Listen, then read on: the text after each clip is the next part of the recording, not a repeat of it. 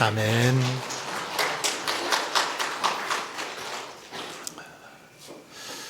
말라기 선지자 이후 세례 요한이 활동하기까지 이 기간에는 하나님께서 선지자들을 통해서 아무런 말씀을 하지 않으셨습니다. 그래서 이 기간을 가리켜서 신학자들은 침묵기라고 합니다. 400년 동안 하나님께서 침묵하셨다, 말씀하지 않으셨다라는 그런 말이지요.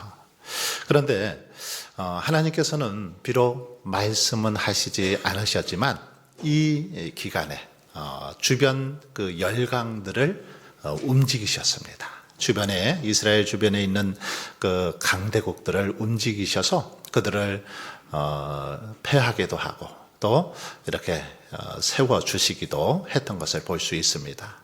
먼저 바벨론은 페르시아의 멸망을 당하게 되죠. 그리고 페르시아는 또 헬라에게 정복을 당합니다. 헬라는 로마에게 정복당하게 되죠. 로마 제국이 이제 이 패권을 장악하고 있을 때 비로소 침묵의 기간이 끝나죠. 침묵의 기간이 끝나고 하나님께서 메시지를 이제 전하시는데 선지자를 통해서 전하지 않으시고 천사 가브리엘을 통해서 말씀하시는 걸 볼 수 있습니다. 천사 가브리엘을 통해서 이 땅에 하나님의 메시지를 전하시죠. 그 첫 대상이 바로 아비야 반열의 제사장 사가랴였습니다. 가브리엘은 사가랴에게 그의 아내 엘리사벳이 임신을 하게 될 것이다 라는 그런 그 말을 하죠. 아들을 낳게 될 것이다. 그리고 그 아들이 하나님 앞에서 귀하게 쓰임받게 될 것이다. 이런 메시지를 천사 가브리엘을 통해서 그렇게 주셨습니다. 그리고 다시 엘리사벳이 임신한 지 6째 달이 되었을 때 천사 가브리엘은 다시 이제 또 메시지를 전하죠. 이때는 하나님께서 갈릴리의 나사렛 동네의 한 여인 바로 마리아에게 가서 메시지를 전하도록 하고 있는 것을 볼 수 있습니다. 오늘 본문은 이 여인을 그렇게 설명하고 있습니다. 다윗의 자손 요셉이라는 사람과 약혼한 처녀 바로 마리아라고 소개하고 있습니다.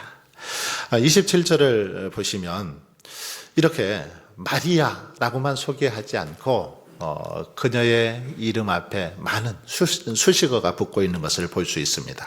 다윗의 자손 요셉이라는 사람과 약혼한 처녀였다 라고 그렇게 말하고 있습니다. 여러분, 약혼한 처녀였는데 과거 우리나라에서도 이 약혼을 결혼 전에 했었습니다. 요즘은 뭐 그렇게 많이 하지 않은 것 같습니다. 우리나라에서의 약혼, 이 약혼식은 결혼을 확정짓는 그런 의미가 있었지만 그렇다고 해서 이것이 어떤 뭐 결혼에 상당하는 그런 구속력을 갖고 있지는 못했습니다. 결혼하기 전에 어떤 하나의 절차로 약혼을 했죠. 이제 우리는 결혼할 상대다라는 것을 알리기 위한 어떤 그런 목적으로 약혼을 했습니다. 그러나 당시 이스라엘에서의 이 약혼은 우리나라와 사정과는 좀 달랐습니다. 당시 약혼은 함께 살지 않았다는 것뿐이지 이미 결혼한 것과 같은 그런 효력을 지니고 있었습니다. 그래서 간혹 약혼을 한 후에 신랑 될 사람이 불의의 사고로 만약에 세상을 떠나게 된다면 약혼한 신부는 어떻게 했을까요? 과부로 살아야만 했습니다. 과부가 되어야만 했던 거죠. 이 정도로 어떤 약혼이 굉장한 효력을 가지고 있었다라는 것입니다. 그리고 말씀을 보면 이 마리아가 약혼한 대상 다윗의 자손이라고 그렇게 표현을 하고 있죠. 다윗의 자손. 우리 성경을 통해서 많이 들어보셨습니다. 다윗의 자손. 다윗의 자손 예수여. 또는 뭐 다윗의 자손이라는 표현 많이 들어보셨을 텐데 다윗의 자손 이 표현은 사실상 그 당시 이스라엘 백성들에게 굉장한 어떤 기대감을 갖게 하는 그런 표현입니다. 다윗의 자손. 이 말은 굉장한 기대감을 갖게 하는 그런 표현입니다. 특히 유대인이라면 이 표현만으로도 메시아를 떠올렸습니다. 다윗의 자손 하면 그 자손으로 메시아를 하나님께서 보내주신다고 했는데 하면서 메시아를 떠올릴 정도로 아주 특별한 고유명사와 같은 표현이 바로 다윗의 자손입니다. 그런 의미에서 이 표현만으로도 이후에 일어날 일, 즉 메시아가 다윗의 자손 요셉과 정혼한 마리아를 통하여 낳게 될 것이다 라는 사실을 이 말씀은 보여주고 있습니다. 이제 가브리엘 천사는 마리아를 만나서 처음으로 그녀에게 인사를 하죠. 말을 하는데 그렇게 말합니다. 은혜를 받은 자여 평안할지어다. 첫 마디, 천사 가브리엘이 마리아를 만나서 처음 했던 말이 은혜를 받은 자여 평안할지어다. 이렇게 말하고 있는 걸 볼 수 있습니다. 여러분, 여기서 은혜를 받았다, 은혜를 받은 이 말은 과거 완료 분사형인데 문법적으로 이 말은 무슨 말이냐면 과거의 상태가 현재까지 쭉 이어져서 유지되고 있다라는 그런 의미를 가지고 있습니다. 그러므로 이 말은 의미상 현재의 의미가 더 강합니다. 즉 마리아가 어느 시점에, 과거의 어느 시점에 은혜를 받았는데 그 은혜가 현재까지 계속 유지되어서 더 두드러지게, 더 드러나게 되었다, 이런 말입니다. 은혜를 받은 자요. 이 말은 예전에 은혜 받았는데 지금도 너에게 큰 은혜가 임했다, 이런 어떤 의미를 가지고 있다라는 것입니다. 여러분, 가브리엘은 마리아에게 은혜를 받은 자요라고 했는데 이 말은 다른 말로 바꾸면 선물을 받은 자라는 말입니다. 은혜, 이것은 하나님께서 값없이 거저주시는 선물을 말하지요. 그렇기 때문에 너는 특별한 하나님의 선물을 받았다, 선물을 받은 자요, 이렇게 지금 말씀하고 있습니다. 그렇다면 여기서 말하는 은혜, 선물은 무엇일까요? 마리아가 어떤 은혜를 받았습니까? 어떤 선물을 받았습니까? 이것은 단순히 일반적 의미의 은혜와 선물을 뛰어넘는 아주 특별한, 정말 아주 특별한 선물을 말합니다. 즉 메시아를 잉태하게 되는 은혜와 선물을 받았다라는 말입니다. 너의 몸에서 메시아를 잉태하게 되는, 인류의 구원자 메시아를 잉태하게 되는 특별한 선물을 받았다, 이런 말씀이 바로 은혜를 받은 자요, 이 말씀 속에 내포되어 있습니다. 이어서 천사는 이제 마리아에게 그렇게 말하죠. 주께서 너와 함께 하시도다, 이렇게 인사를 합니다. 은혜를 받은 자여 평안할지어다 말한 후에 주께서 너와 함께 하시도다, 이렇게 마리아에게 인사하고 있습니다. 사실 이 인사는 당시 이스라엘 백성들이 그냥 보통 했던 인사말이기도 합니다. 이스라엘 백성들 사이에서는 이런 인사를 했습니다. 상대방을 축복할 때 이렇게 인사했다라는 거죠. 룻기 2장을 보면 보아스도 밭에서 일하는 종들을 향해서 이렇게 인사하고 있습니다. 여호와께서 너희와 함께 하시기를 원하노라, 이렇게 인사했습니다.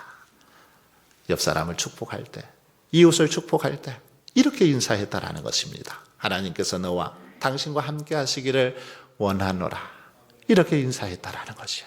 한번 옆 사람하고 그렇게 인사해 볼까요? 해보겠습니다. 하나님께서 당신과 함께 하시기를 원합니다. 네, 정말 좋은 인사인 것 같습니다. 가브리엘이 지금 마리아에게 이런 인사를 하고 있습니다. 하나님께서 너와 함께 하시기를 원하노라.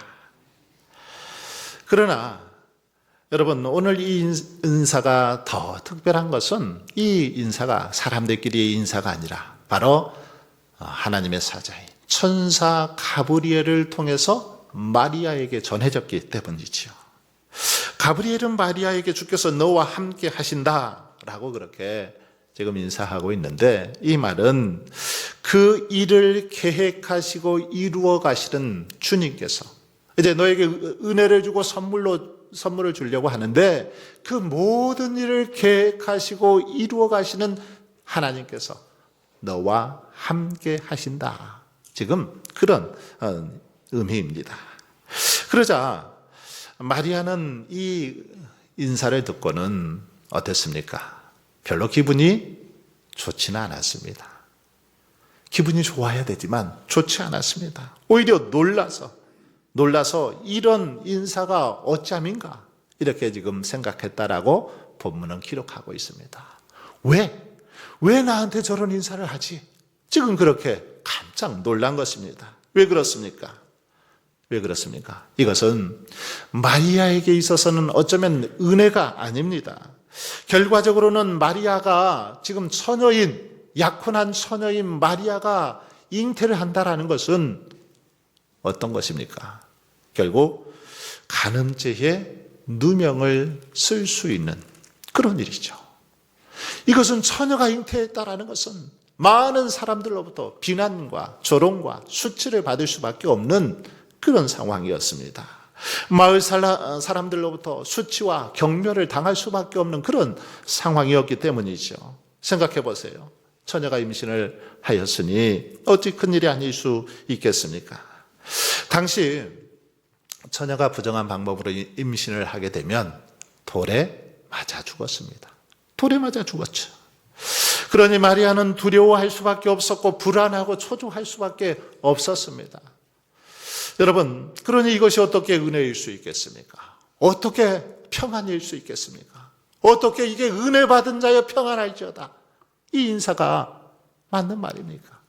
맞는 말이 아니죠. 그래서 마리아는 지금 놀라고 무서워서 이렇게 인사하는 것이 어찌 됨인가라고 생각했다라는 것입니다.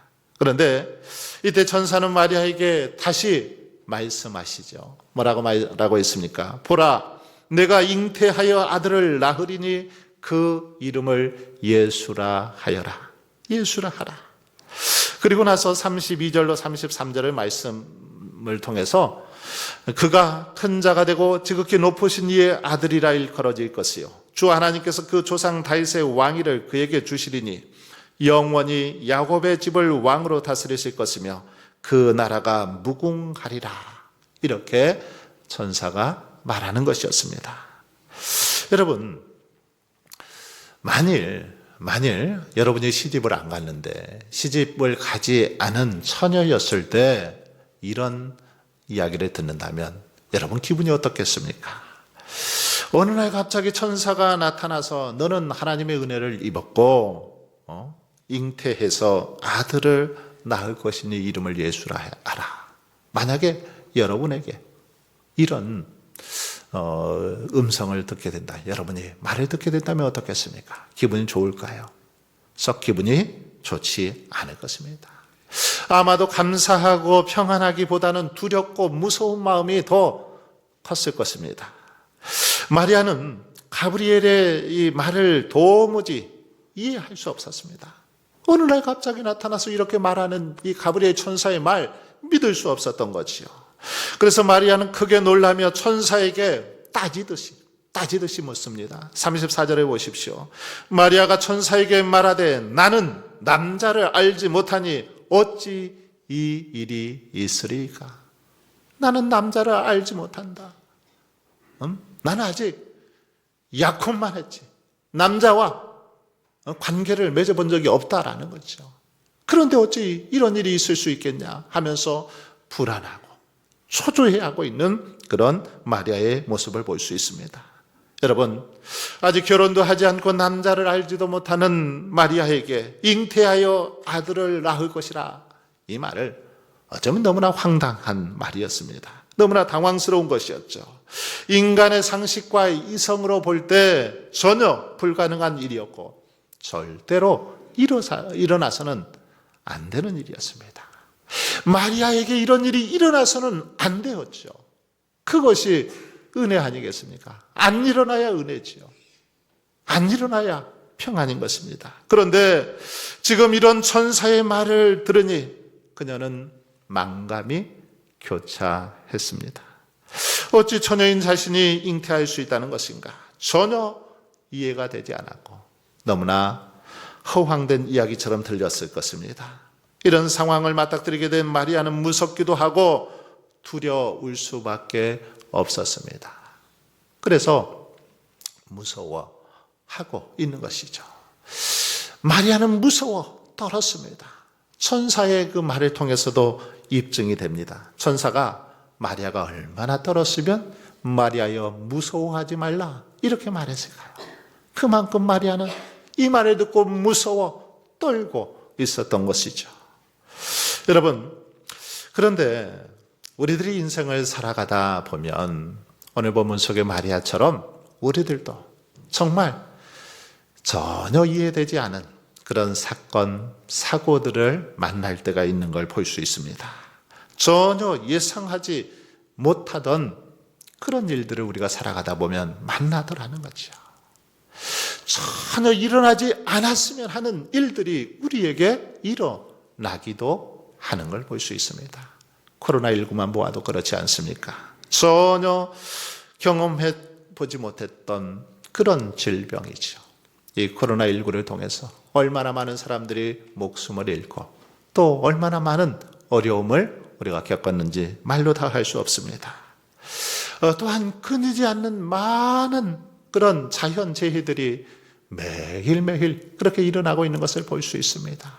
지구촌에 보면 계속해서 지진이 일어나고 화산이 폭발하고 폭설과 홍수로 또 한파로 인해서 많은 사람들이 어려움을 겪고 있는 것을 볼 수 있습니다. 뿐만 아니라 러시아와 우크라이나의 전쟁, 이스라엘과 하마스 무장 세력과의 전쟁으로 인해서 정말 하루하루 많은 사람들이 불안에 떨며 살아가고 있는 것이 현실입니다. 그리고 이제 과학기술의 발달, 특별히 인공지능, AI의 발달로 인해서 우리에게 많은 어떤 편리함도 주어지지만 이것으로 인해서 많은 또 어려움이 일어나는 게 사실입니다. 많은 사람들이 직업을 잃게 되고 미래가 어떻게 펼쳐질지 모르는 그런 상황 속에서 불안과 초조함 속에 살아갈 수밖에 없는 것이 우리의 현실입니다. 여러분, 또한 우리 개인의 어떤 삶의 모습들은 어떻습니까? 우리 삶을 한번 보십시오. 건강의 문제로 인해서 하루하루 불안 속에 살아가고 있습니다. 물질의 문제, 인간 관계로 인한 여러 가지 문제 때문에 하루하루 불안함 속에 걱정하며 살아가고 있습니다. 매번 우리는 마음속으로 그렇게 다짐하죠. 두려워하지 말자. 무서워하지 말자. 마음속에 그렇게 다짐을 하고 살지만 이해할 수 없는 많은 일들을 겪을 때마다 어떻습니까? 더욱더 혼란스럽습니다. 예기치 않은 많은 그런 일들이 벌어질 때마다 우리의 애간장은 자꾸만 이렇게 타 들어가는 것을 볼 수 있습니다. 여러분, 이제 본문에 보면 자신이 잉태할 것이라는 이렇게 황당한 말을 듣고 무서움과 두려움에 휩싸여 있는 마리아에게 가브리엘 천사가 이렇게 말씀하고 있습니다. 35절로 37절입니다. 천사가 대답하여 이르되 성령이 내게 임하시고 지극히 높으신 이의 능력이 너를 덮으시리니 이러므로 나실 바 거룩한 이는 하나님의 아들이라 일컬어지리라. 보라, 내 친족 엘리사벳도 늙어서 아들을 배었느니라. 본래 임신하지 못한다고 알려진 이가 이미 6달이 되었나니 대저 하나님의 모든 말씀은 능하지 못하심이 없느니라. 아멘. 여러분, 이 말씀은 예수 그리스도가 어떻게 처녀의 몸에 잉태하게 되실 것인지에 대해서 설명하고 있는 그런 내용입니다. 천사는 마리아에게 성령이 임하셔서 성령의 능력으로 잉태하게 될 것을 말씀하십니다. 성령께서 그녀를 덮으실 것이라고 했습니다. 성령으로 즉 잉태하게 된다는 거죠.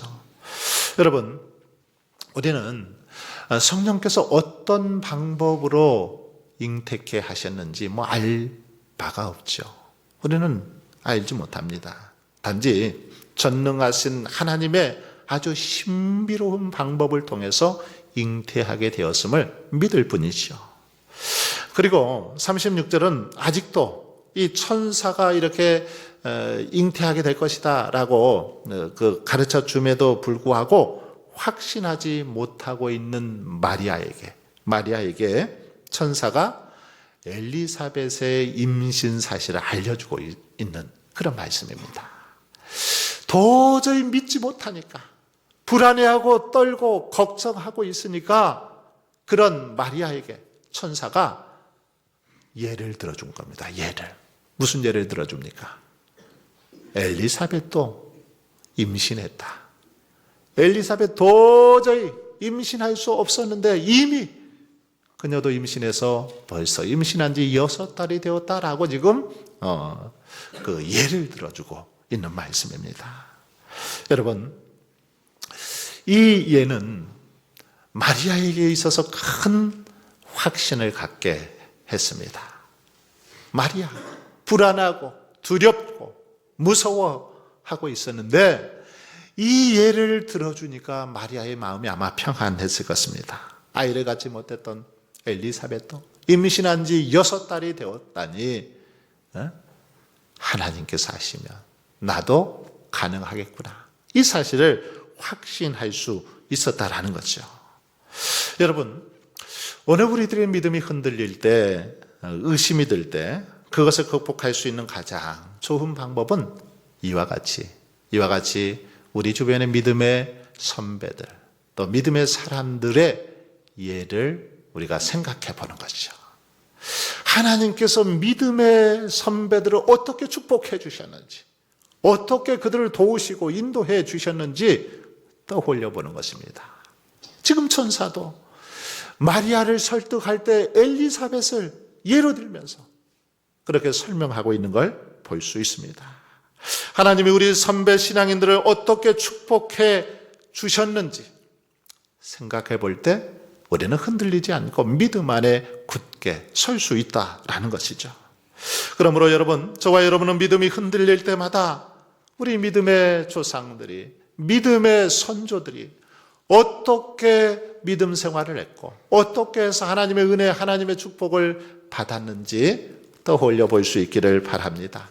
그래서 좌로나 우로나 치우치지 말고 담대하게 나아갈 수 있길 바랍니다. 이제 천사는 마리아를 향해서 대저 하나님의 모든 말씀은 능하지 못하심이 없느니라 이렇게 말씀하고 있습니다. 대저 하나님의 모든 말씀은 능하지 못하심이 없느니라. 여러분, 이 말씀은 어쩌면 천사들의 트레이드 마크입니다.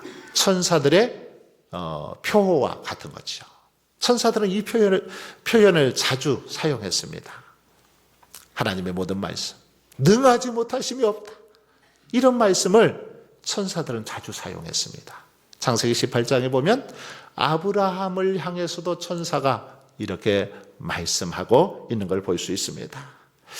여러분, 천사들은 하늘에서 이렇게 하나님과 가깝게 지냈기 때문에 하나님의 그 능력을 누구보다 잘 알고 있었습니다. 하나님의 전지전능하심을 잘 알고 있었습니다. 하나님의 그 능력에 대해서 의심이 없었습니다. 그래서 천사는 지금 이렇게 아주 자신만만하게 이야기하고 있는 것이죠. 하나님의 모든 말씀, 능하지 못하심이 없느니라. 그렇습니다. 하나님께는 전혀 불가능이 없습니다.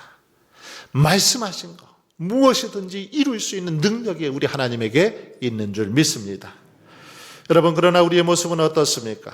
우리는 세상에 살면서 사탄의 회방을 받기도 하고 또 우리 육신이 연약하기 때문에 이 말씀을 믿지 못하는 경우들이 많이 있습니다.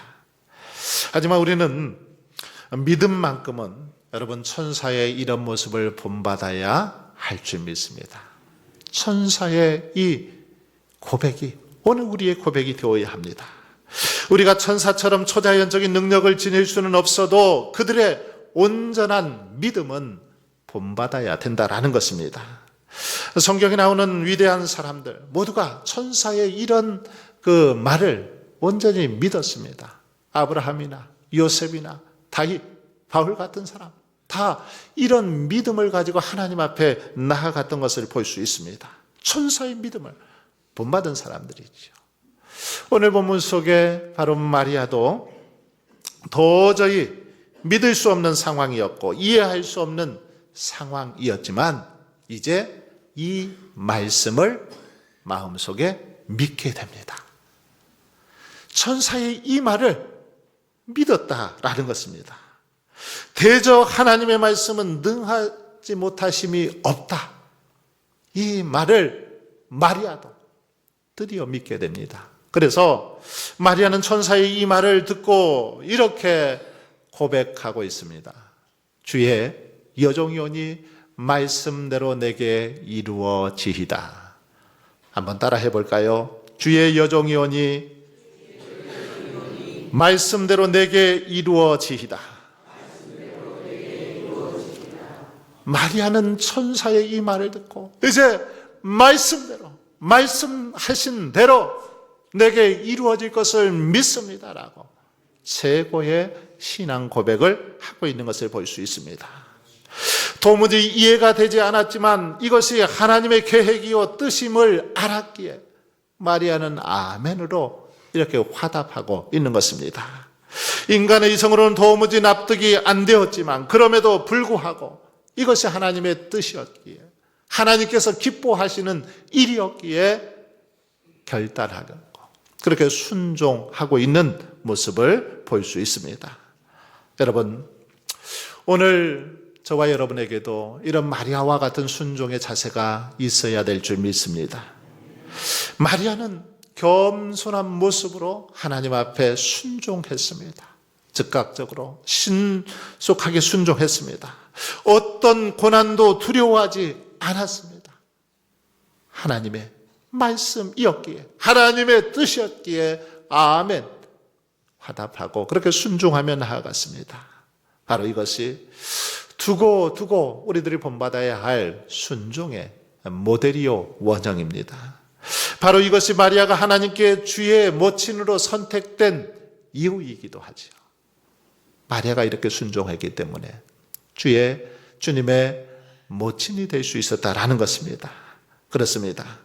그녀는 하나님의 나라와 그 뜻을 위해서 자기를 희생하며 순종했습니다. 자기의 모든 거 다 내려놓고 모든 생각, 계획, 욕심 다 내려놓고 하나님의 뜻에 철저히 순종하며 나아갔던 것입니다. 그런데 여러분, 우리 예수님께서도 마리아와 같은 순종의 모습을 우리에게 보여주셨습니다. 겟세마네 동산에서 주님께서 기도하실 때 어떻게 기도하십니까? 십자가를 앞에 놓고 하나님 앞에 부르짖어 기도하시면서 내 원대로 마옵시고 아버지의 원대로 되기를 원하나이다. 우리 주님도 기도하셨던 걸 잘 알고 있습니다. 바로 마리아처럼 하나님의 뜻이라면 전적으로 순종하겠다는 주님의 순종의 모습을 볼 수 있습니다. 여러분, 믿음의 열매는 순종입니다.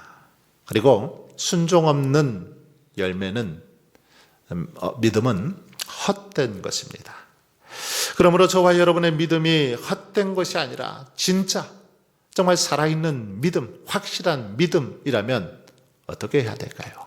우리 안에 순종의 이 모습이 드러나야 합니다. 마리아의 이 순종의 자세를 본받아야 될 줄 믿습니다. 그럴 때 마리아가 예수님의 어머니가 되고 인류 구원에 귀하게 쓰임받았던 것처럼 저와 여러분도 하나님 앞에 귀하게 쓰임받게 될 줄 믿습니다. 사랑하는 성도 여러분, 우리들의 인생을 살아가다 보면 정말 이해되지 않는 많은 그런 사건, 사고들을 만나기도 합니다. 세상의 조롱과 멸시가 때로는 우리를 기다리고 있기도 합니다. 세상의 많은 것들이 우리를 압박해오고 우리를 조여 오기도 하는 걸 볼 수 있습니다. 많은 불합리한 일들이, 정말 황당한 그런 일들이 우리의 신앙을 이렇게 조여 올 때도 있습니다. 그럴 때마다 우리들은 마리아처럼 말씀대로 내게 이루어지이다 라고 고백하며 나아갈 수 있기를 바랍니다. 어떤 어려움과 역경 속에서도 도저히 이해되지 않는 상황 속에서도 하나님이 개입하셔서 말씀하신 대로 이루어질 것을 확신하고 믿음으로 순종하며 나아갈 수 있기를 바랍니다. 그럴 때 정말 놀라운 구원의 은총과 축복을 누리게 될 줄 믿습니다. 오늘도 저와 여러분이 이런 믿음의 삶을 통해서 오직 하나님께만 영광 돌릴 수 있기를 주님의 이름으로 축원합니다.